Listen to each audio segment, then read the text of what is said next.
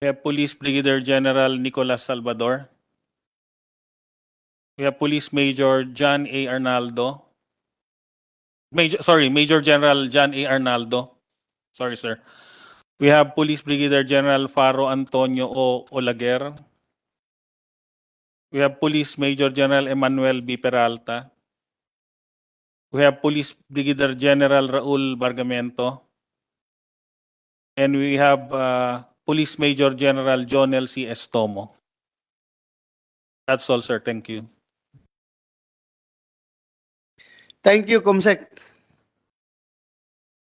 Kala ko, pagtayo ni General Joker Kwanso, pag gano'n, akala ko Bato yun ba? Bato. Bato.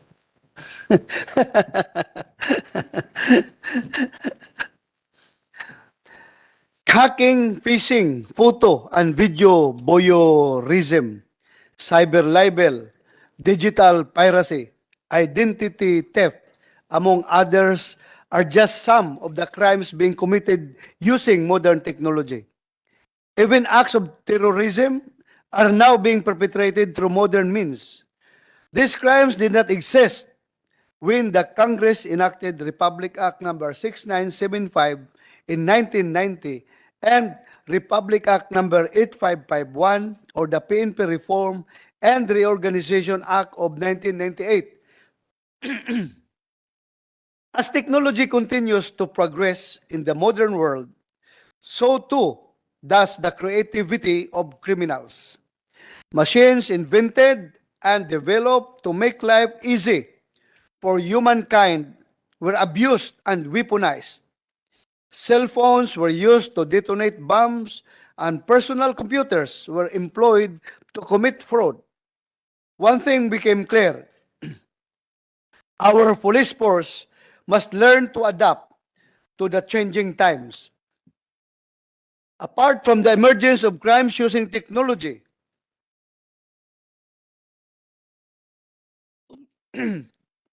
what has happened with the law enforcement climate since 1998? In 1998, we only had 74 million Filipinos.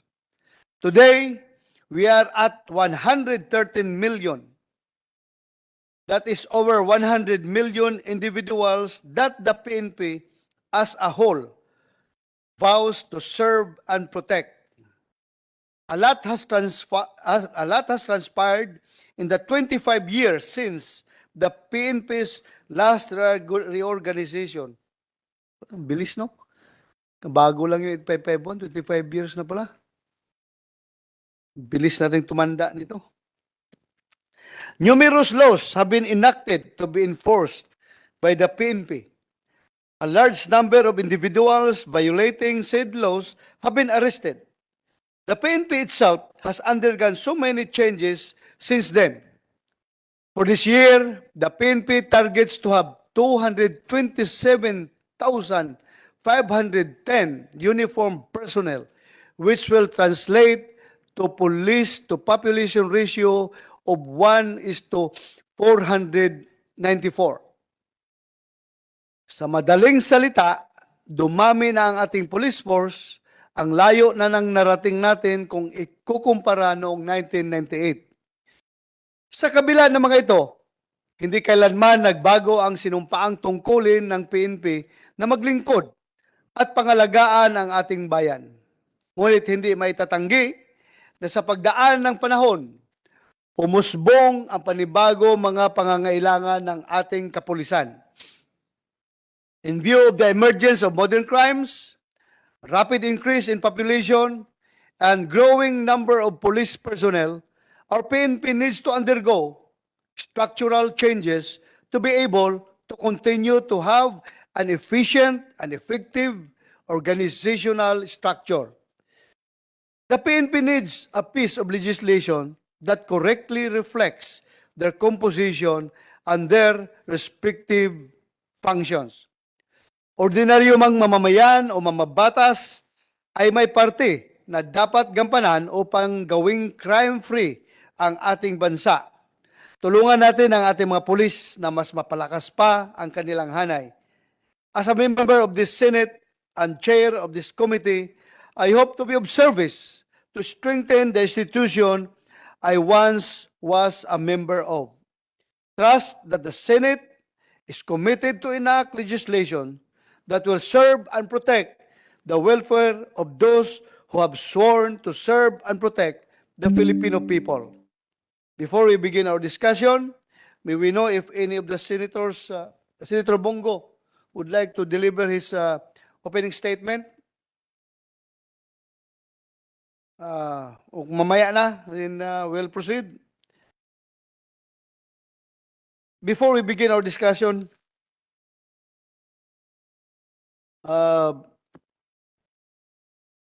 for an orderly hearing, we shall hear the insights, comments of the resource persons in this order. Una, PNP, sunod, Napolcom, then the DILG, then DBM, DOF, and other agencies. And I will shoot my questions after your presentations. First, we have the PNP. Sino mag-present sa inyo?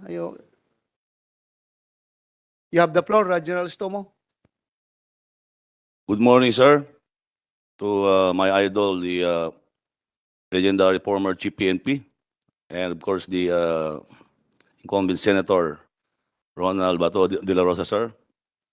To all the officers of the Philippine National Police, to the NAPOLCOM, DILG, and other guests. I am Police Major General Junel Cabrillo Estomo, sir, the newly designated Deputy Chief for Operation. Meron akong na opening statement, sir. Kaya lang nakita ko, sir, masyadong mahaba. So, hindi ko na, I will forgo this opening statement.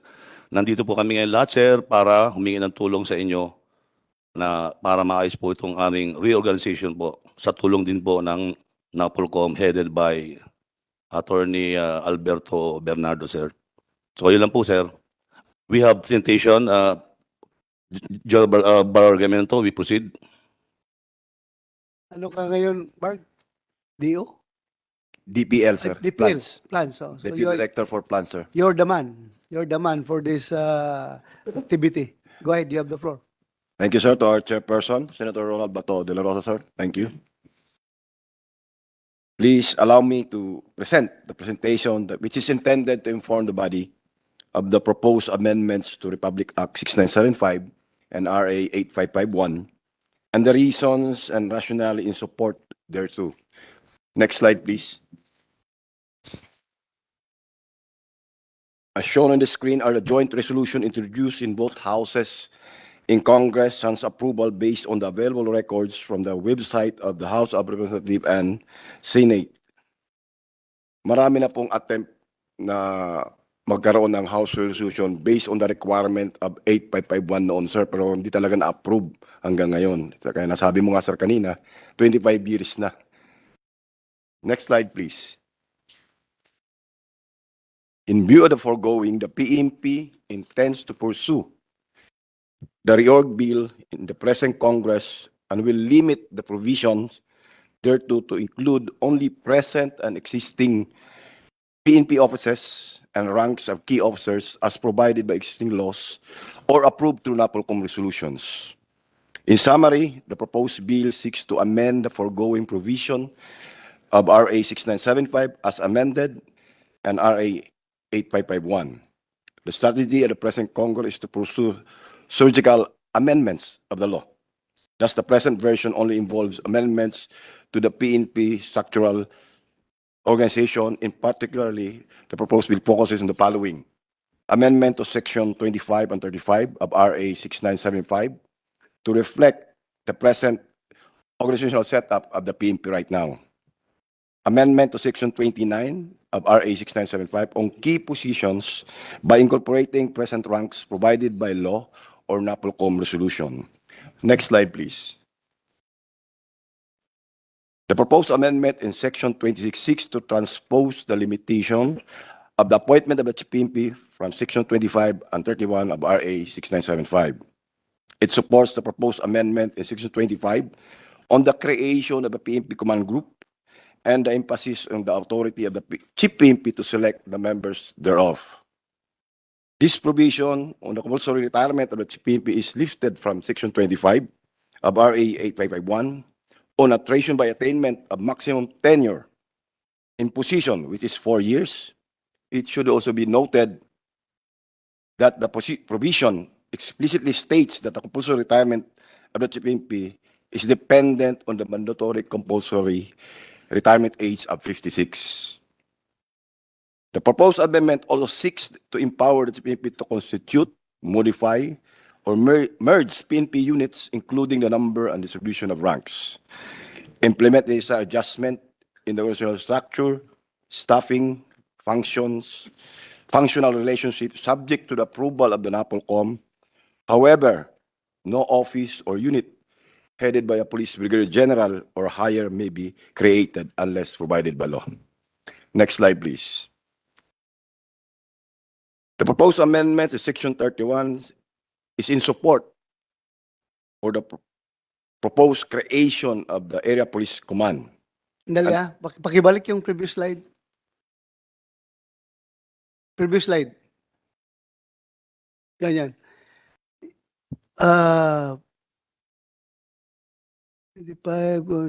Next. Ito. Provide for the compulsory retirement of Chief PNP upon reaching the age of 56 or the maximum tenure in position of 4 years. So whichever comes first. First, sir. Yes, sir. Nakakabilib naman kayo. Talagang gusto niyo kagad na umalis na sa trabaho. Samantala yung armed forces, gusto magpa-extend ng yung AFP, gusto magpatanda sa serbisyo. Kayo gustong bata pa, labas na kagad. So that's the general sentiment naman talaga. I know it. Ang police, pag gusto, dagdagan pa na yung 1 day, uneasy na yan. Gusto na talaga yung lumabas. Pero that's good. Anyway, kanya-kanya matayong kultura. Iba yung sa AAP. Yung kanila, gusto lang i-extend talaga yung mga major key positions nila. But anyway, continue. Next slide, please. The proposed amendment in Section 31 is a support to the proposed creation of APC or Area Police Command and the present dilemma of our NASU-NUSU directors on the appointment of police non-commission officers. Further, the appointment of second and third level police commission officers shall be based on the approved staffing pattern or key position established in the PNP. Next slide, please. With the advent of RA number 11279, the PNPA and the NPTI were transferred from PPSC to the PNP. This resulted too in the introduction of another class of PNP personnel who are neither uniform or non-uniform. These police cadets were likened to a job order. This creates a situation where the PNP cadets are unable to have certain benefits due to their present status. So the main purpose of this proposed amendments is to provide the PNP cadets the status of a government employee in temporary status, renewable every year until their graduation or termination. Whichever comes first. General Stomo, yung kadete tayo sa PMA, may renewal pa ba yung ating appointment? Bakit gusto niyo i-renew pa? Nakabase ito, sir, sa civil service, sir. Sa civil service Yes, tayo, sir. no? Kasi mataas ang kanilang, sir, QS, qualification standard, sir. We are under civil service also, sir, so you have to follow civil service. Kawawa naman mga kadete, parang baba ng self-esteem nila. Parang JO lang sila, job order ang status na, samantalang yayabang lang sa uniforme, di ba? Maintain mo yung dignity and pride of the uniform. Tapos sa status mo pala, JO lang, job order. So ayusin natin ito. Kung pwede nga, walang ibang lusot na permanent pag ganun, diretso na, parang PMA ba? Walang paraan? Ito, sir, ang paraan, sir. Ma-amen natin yung... Yan ang paraan. Yes, sir. Gusto nyo? Yes, sir. Kawawa pala itong PNPA cadets na ito. Sige, continue. Thank you, sir. Next slide, please. The proposed amendment seeks to remedy the recurring problems in the promotion of the PNP third-level PCOs, especially those for promotion to Police Brigadier General or higher. While the 6 months minimum requirement in position prior to rank adjustment may have its merit, it can negatively impact the career development of personnel designated to key position classified as entry position in higher rank. The controlling factor therein is the observance of the career ladder system as provided by the National Police Commission. Dali. Yung delete the minimum requirement of 2 years prior to the assignment to position calling for a higher rank. Bakit? Sir, pag gusto na ma-delete na yung 2 years, sir, although it is required. Yan ba nakalagay sa batas? Yes, sir. Ito Nakalagay talaga yan? 2 years? Yes, sir. 2 years talaga, sir. Oh, mag-plug up yan pag ganun. Diba? Yun nga ang point namin, sir. Mag-plug up yan. Marami po mag-apapang-abot. Papangabot. So magkakalag up po ang ating mga officers. So delete. Kapag kuha na siya, qualify kuha na siya, yung he's capable and he's magaling siya, pwede na siyang iangat kaagad, di ba? Yes, sir. Since we have already established a mechanism in the PNP, the Senior Officers Placement and Promotion Board, which can now vet all those senior officers if they are supposed to be promoted or not. Okay. Thank you. Pati yung 6 months, no? Bakit? What's the rationale behind yung 6 months? Malala nyo? Bakit kaya? Nasa batas din, sir. 697. Kaya nga, anong rationale sa batas niyan? Bakit kaya ginawang 6 months yan? Hindi na yung Wala maalala, natin ma-explain, no? Pati ako, hindi ko rin ma-explain. Ha? Ha? Delete the minimum requirement of 6 months prior to rank adjustment. Good. Sige. Continue. Thank you, sir. Next slide, please. As shown on the slide, the existing PNP organizational structure includes offices units that were created through enactments of law and by virtue of NAPOLCOM resolutions. In the white boxes are those offices and units which were created by virtue of RA 6975 and RA 8551. Those in blue boxes are offices and units which were established through NAPOLCOM resolutions. Meanwhile, the 2 offices in green light boxes were offices and units transferred to the PNP by virtue of RA 11279. This also appears that there are boxes colored light shade of blue, which represent Metro Davao Police District, which was created by virtue of the law RA 11708. Currently, the PNP has 78 office units and comprises the PNP Command Group, 11 Chief PNP personnel staff, 16 directorial staff, which include the APCs, 14 NASUs, 16 NUSUs, 17 PROs, in which the NCRPO has 5 police district, and of course, the newly created in Pro 11, the Metropolitan Davao Police District. So for the record, ang problema natin dito, itong blue. Yes, sir. Those who are not Offices, created units by law. created by virtue of NAPOLCOM resolution.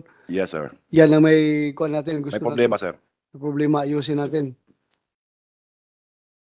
Marami rin to. Yung area police pa lang, 5. Please continue. Next slide, please. On the other hand, as shown, under the PNP proposed bill amending certain provision of RA 6975, the proposed PNP organizational structure, considering the need to reorganize our police organization, the PNP initiated legislative measures geared towards improving PNP organization in response to its expanding mandate. The PNP intends to pursue our reorg bill in present Congress, but will limit the provision thereof to include only present and existing PNP units as shown, Your Honor. Next slide, please.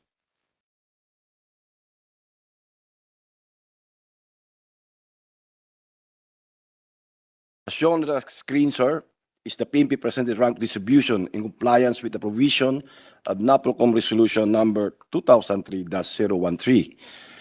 The PNP has undertaken the continuous monitoring and review of all star rank positions which resulted in the increase of star rank positions from 64 to 152, including the upgraded ranks of deputy directors and deputy directors of 5 APCs. It is worthy to note that DBM has supported the efforts of the PNP in restructuring our organization to meet the demands of the general public for the requisite of police services. In response to Section 35 of RA 6975, the DBM recognizes the authority of the NAPOLCOM to reorganize the PNP. NAPOLCOM is mandated to advise the President on all matters involving police function administration. In addition, the DBM stressed its position by positing the Section 90 of General Provision of RA number 11639, authorizing the President to create new offices and modify the existing organizational structure of the agencies in the executive branch, as well as to create new positions or modify existing ones whenever public interest so requires. Itong table na ito, Dalia. Address na ba dito yung problema nung panahon ko when I was the Chief PNP? Ang problema, ang reklamo palagi ng Directorate for Plans was that, sir, tingnan mo itong ating structure. Ang Armed Forces of the Philippines is ganito lang kadami yung strength nila. Tayo ganito kalaki. Mas malaki tayo sa kanila. And yet, pag tingnan mo, mas marami yung generals nila kumpara sa PNP. Kung gawin natin by percentage of the overall population ng organization, dapat mas maraming general, mas maraming 3-star rank, mas maraming 2-star sa PNP dahil mas malaki. So na-address na nyo yan? Sir, ito na yung resulta, sir, ng ginawa nyo noon, na ginawang percentage. That's why we have increased our star rank officers from 64 to 152. From 62 to? From 64, sir, to 152. 252. Yes, sir, star rank officers. Okay. So, na-address na yon. Yes, sir. How about the 3-star ranks? Kasi no, mas marami yung 3-star ng AP kaysa atin. Na-approve lang po ng NAPOLCOM, sir, yung 5 APC lang po. We 5? have 3-star ranks, officer and the command group having 3-star ranks also. Okay. Di hamak na mas malaki ang strength ng PNP kumpara sa armed forces because they are mission-based. We are population-based, population ratio-based. Habang lumalaki yung population ng Pilipinas, expected na lumalaki rin ang strength ng PNP dahil police to population ratio-based tayo. Sila naman mission-based. Habang kung nawawala na ang threat sa insurgency, expected yan na liliit na naman sila. Kapag lumaki ang threat sa external aggression or for internal defense, whatever threat that will emerge, magre-react sila. So, ganun ang basehan. But anyway, consider tayo dito. Continue. Thank you, Mr. Chairman, sir. On the onset, the passage of the legislative measure is crucial as it aims to address the several issues concerning the administration and the operation of the PNP. That's all, Mr. Chairman, sir. Good morning. Thank you. I will ask questions to you later. Let us hear from NAPOLCOM, sir, Commissioner. Thank you, sir. To the Honorable Chair of the Committee on Peace and Order and Dangerous Drugs. We are in full support of the proposed legislation currently submitted by the Honorable Chair of the committee. And in this specific reference, number 1, the full recognition and observance of the constitutional authority of the President to appoint and or designate to positions of third-level PNP officers and promotion to the ranks of Police Colonel to Police General. Kasi po, sir, nung naging practice, hindi po na-appoint ng Pangulo yung mga key positions. And we are requesting that under the Constitution, it is the President who is supposed to appoint to key positions.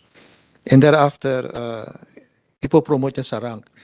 Ngayon po kasi napopromote lang ng Pangulo sa rank pero hindi po na-appoint sa position. Kaya we will be restoring the constitutional provision and it's found in your Senate bill, Your Honor. Kaya we are support to that. Correct me if I'm wrong, parang basta third level positions, ang appointment yan, nagagaling mo talaga sa Office of the President. Galing ka Presidente, yung full colonel to 1-star hanggang CPNP. Di ba? Yan man ang practice yan. Only that the chief executive can hire and fire police colonel up.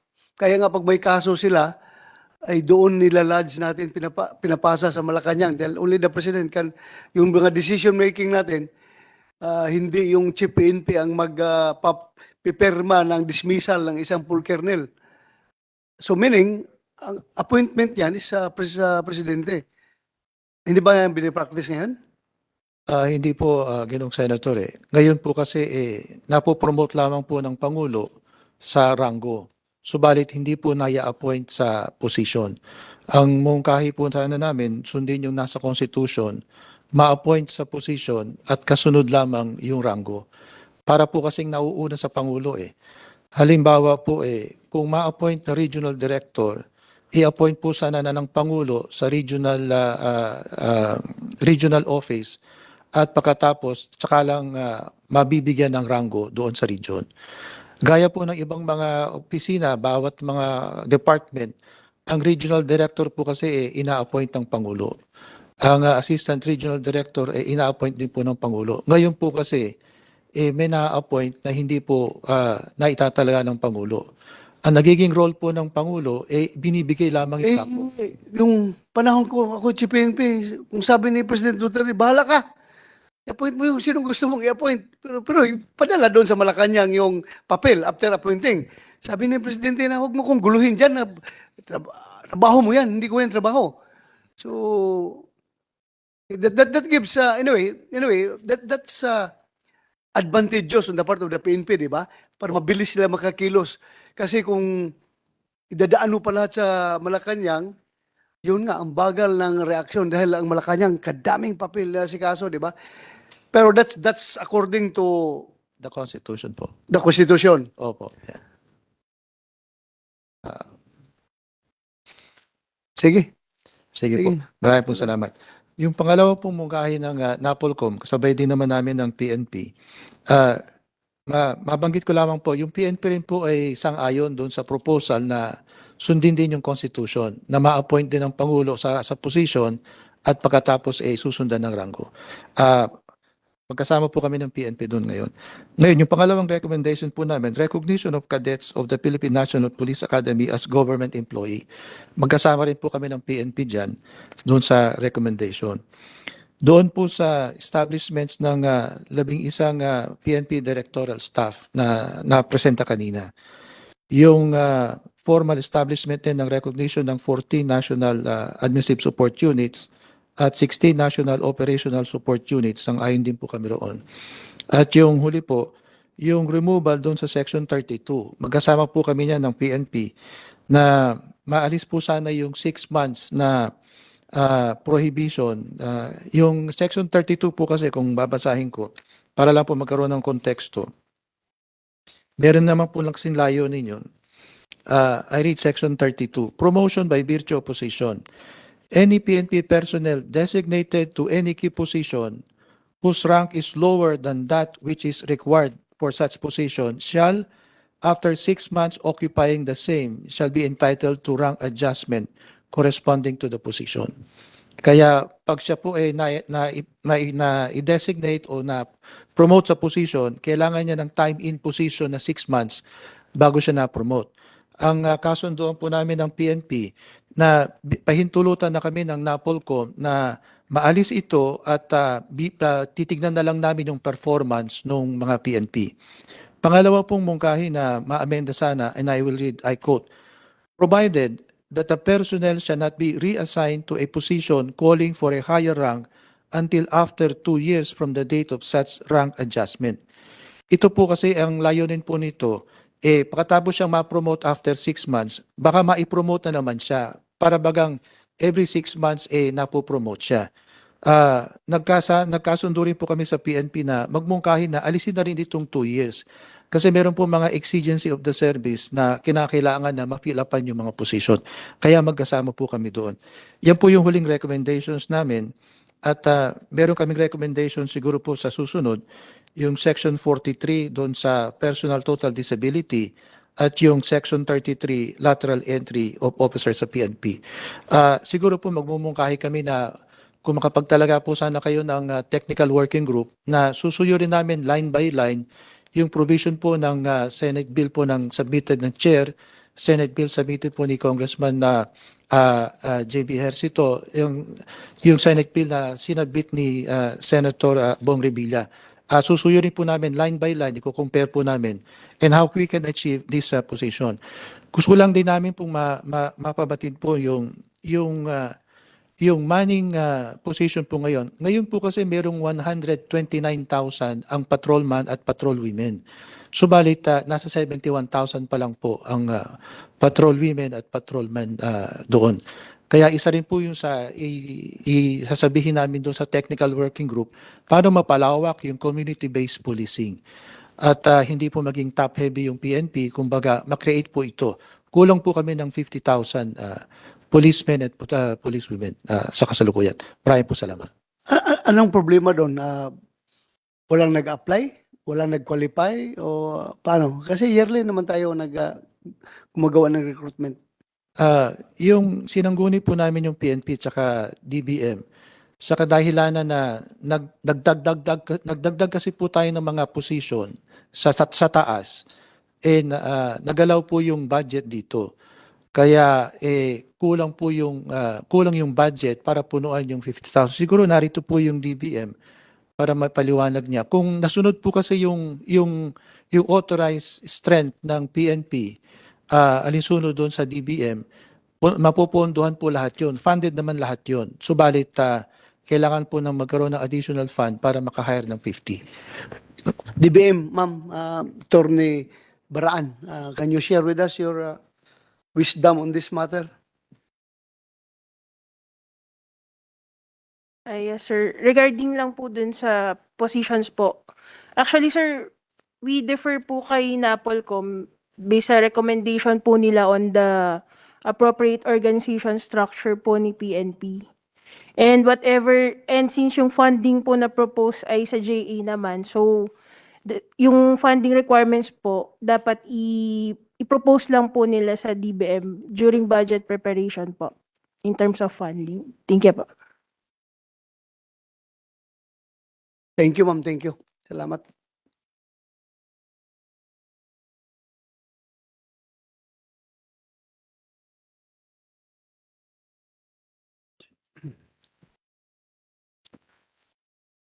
Meron lang akong mga questions na tanong sa inyo for the record of this committee to spread into the records para ma-record lang.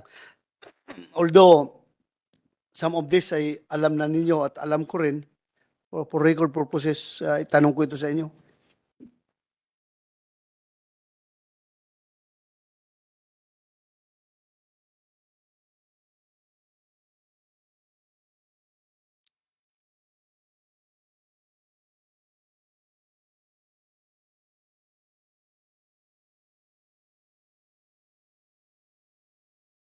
Ito. Under Section 13 o Republic Act number 8551. Kaya sino lang sumagot sa inyo ha, kung sinong may alam nitong tanong na ito. The NAPOLCOM has the responsibility to prepare and submit to Congress a proposed reorganization plan of the PNP not later than December 31, 1998. This PNP reorganization program should have been approved by Congress through a joint resolution. Was this followed? Yes.